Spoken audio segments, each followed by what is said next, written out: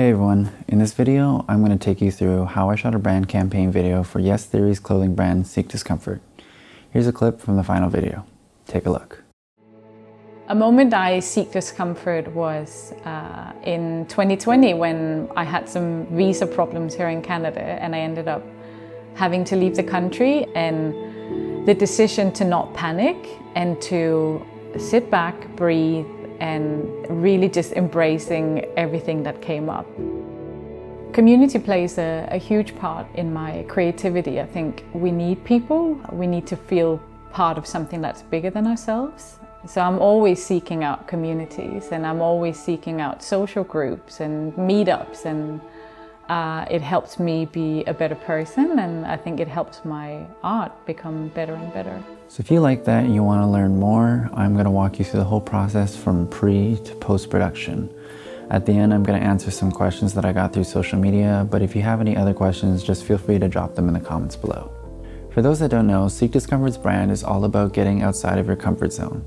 Their team was looking to produce a video that was going to accompany the launch of their new collection, Breathe, which was designed by an illustrator by the name of Julie Solstrom that's based here in Vancouver. Their team came up with a creative brief which provided the collection overview, a mood board, an outline of the video, and the key messages that they wanted to get across. Sometimes clients don't have this, so this was actually super helpful to have up front. If your client doesn't have a creative brief or doesn't know what a creative brief is, I would suggest making one so that you can go over it together and make sure everybody's on the same page about what's going to happen in the video.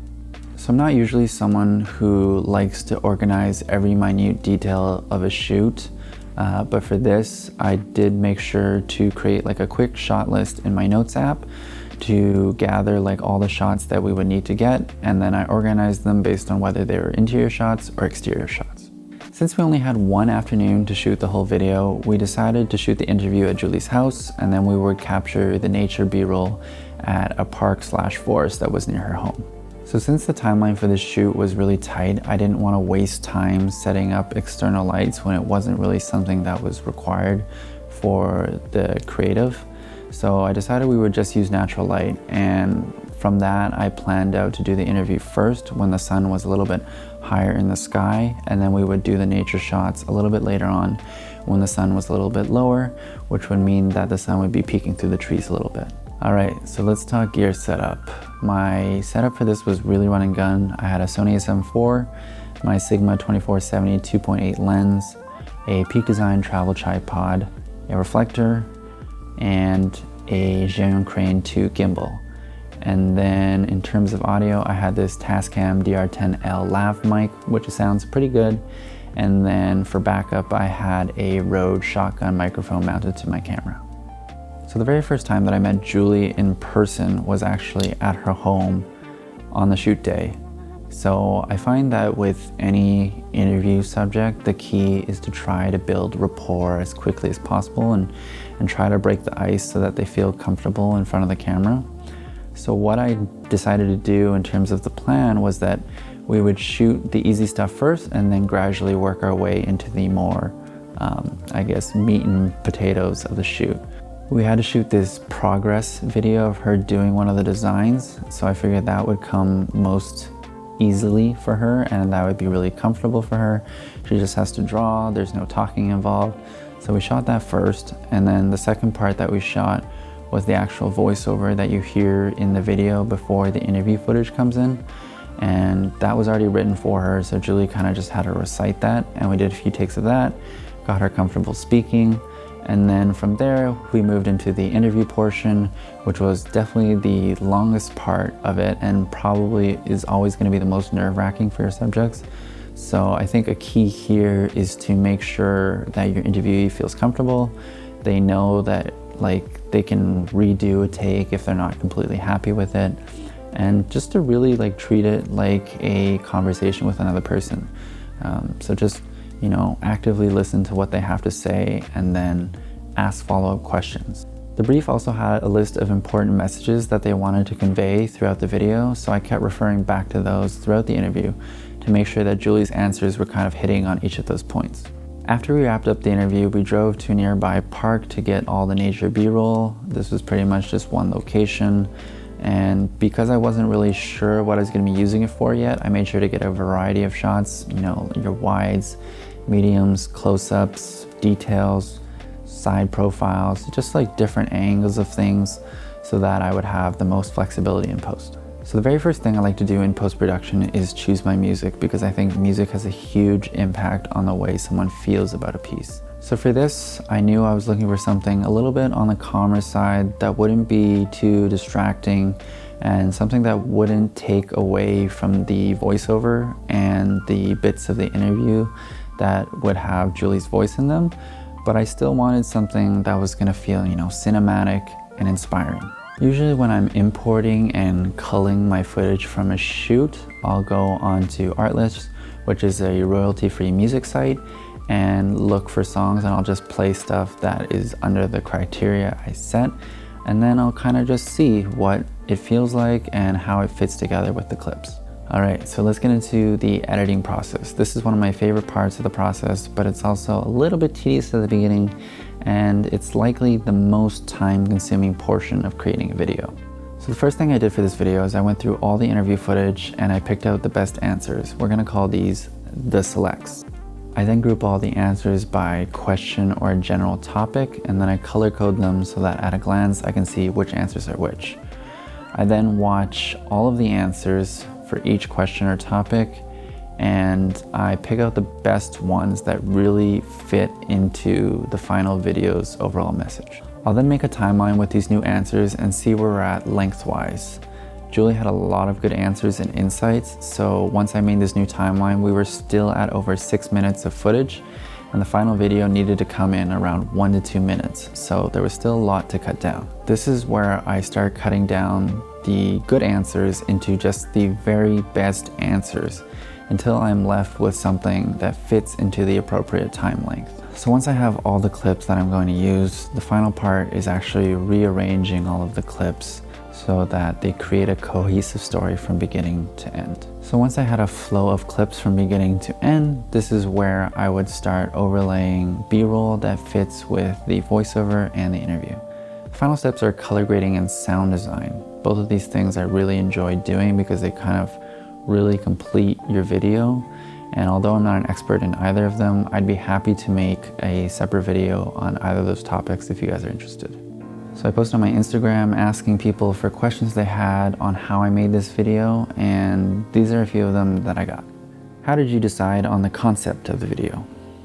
Well, the concept wasn't really up to me. It was a Seek Discomfort team that had this campaign and this video idea in mind, and it was kind of me bringing their vision to life, but also having some creative decision making in terms of the shots and the location and basically the whole flow of the edit.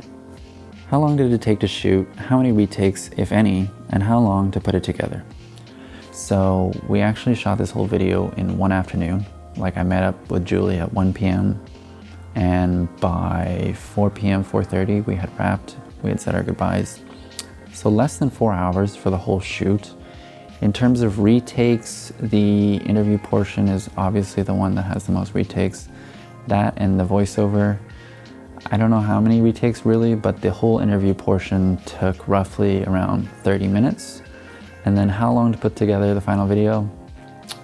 This whole video took me around 48 hours to put together. In the editing process, this is culling the footage, making the selects, editing it together, doing color grading, doing sound design, and then also incorporating revisions that the Seek Discomfort team wanted to make. So all in all, just under 50 hours. What is your favorite part of the video? That's pretty easy for me. I think most people will gravitate to the breathe graphic that kind of comes over Julie's head and then comes back down as she exhales. And that is definitely a close second for me, but my favorite part is the one where she's writing in her journal in the forest. Like, I couldn't contain myself. Like, I was so happy with like the backlight behind her head.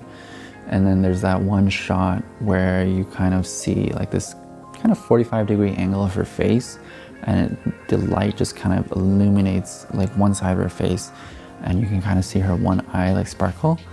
And I actually spend a lot of time in post-production like tracking her eye to make it just like the tiny bit brighter. And I don't think anyone really notices that stuff, but I notice that stuff and I think it's really cool, so that's my favorite shot of the video. How do you get people who don't know you to open up so well in front of the camera? I think being friendly, first of all, and helping them feel comfortable in the situation translates to them being more comfortable on camera, if that makes sense. Like, someone is only going to be vulnerable with you on camera if you give them permission to be vulnerable. So I think that's a big part of it. I'm still figuring it out, but I think also treating the interview less like an interrogation where you have this rigid list of questions that you need to get through, and more of an actual conversation. So you have to be curious, you have to be an active listener, you have to ask follow-up questions so that the answers flow more naturally. Because I think if you just stick to like this list of 10 questions that you have, for example, the answers you're gonna get are kind of just like one and done, and you don't really get deeper into the subject matter or deeper into the person, whatever it is. So I think it really helps to have a curiosity about the person or the subject matter that you're filming. So to conclude this video, I think there are 3 pieces of advice that I would give. 1, be prepared, do your research, adequately prepare for the person or the subject matter, and know what kind of shots you want to get, the locations, what types of lenses you're going to use, that kind of thing. But at the end of the day, you also don't want to overthink it. You also want to make sure that you have your filmmaking instincts can be able to take over on the shoot day when things go wrong. And that kind of leads into my second point, which is be versatile, be agile, be okay with things going wrong. Like, you can prepare for every single situation in the world, and then on the shoot day, it might not exactly look how you picture. You just gotta roll with it, roll with the punches, and then figure it out the best you can. The last piece of advice I would give you for this kind of mini doc interview style video is to be curious. Honestly, it translates so much, not just in the interview, but in the person that you're spending time with. They will feel much more comfortable with you, much more comfortable on camera, and I think that will translate so much to the final video. So that wraps up this video. If you liked it, leave a like, leave a comment, maybe subscribe to my channel.